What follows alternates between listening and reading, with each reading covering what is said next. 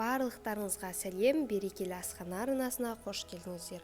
Бүгін өте жылдам дайындалатын торттың жасалу жолын көрсетемін. Яғни 10 минутта бұл тортымыз дайын болады. Өте дәмді әрі жұмсақ торт болады. Арнама жазылып, қоңыраушаны басып қойды ұмытпаңыздар. Алдағы рецептерім сіздерге хабарлама болып барып тұратын болады. Бізге печеньемен жасалады бұл торт, сондықтан да 500 грамм печенье керек. Ең алдымен біз кремімізді дайындап аламыз. Бөлме температурасында тұрған сары майды миксермен жақсылап ағартып аламыз. Миксермен жақсылап араластырғаннан кейін майда ешқандай иіс қалмайды крем жасаған кезде. Сондықтан да барлығы араласқанша, жұмсақ болғанша араластыруымыз керек.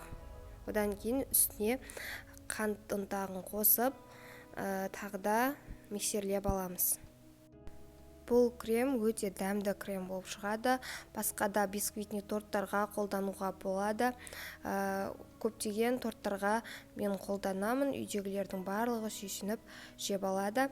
Және де біз қаймағымызды қосып, яғни үшінші ингредиентті қосып, бір миксерлеп, бір келкі масса болғанша араластырып алуымыз қажет.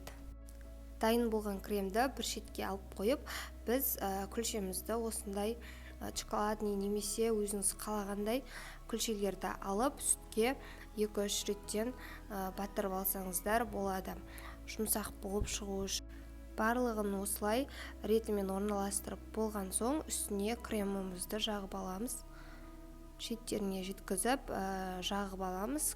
Кремнің 3-тен 1 бөлігін жағуымыз керек.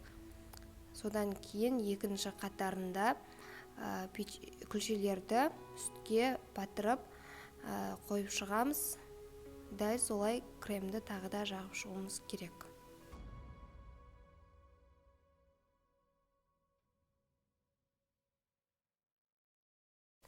Ал енді тортымыздың 3-ші қабатын жинауға кірісеміз. Осылай алдыңғы қатарлардағыдай жасап аласыздар. Одан кейін қалған кремді үстіне жан-жағына жеткізіп, икемдеп өздеріңіз жағып шығып аласыздар. Оның әдемі болуы өздеріңізге байланысты. Және де қалған 2-3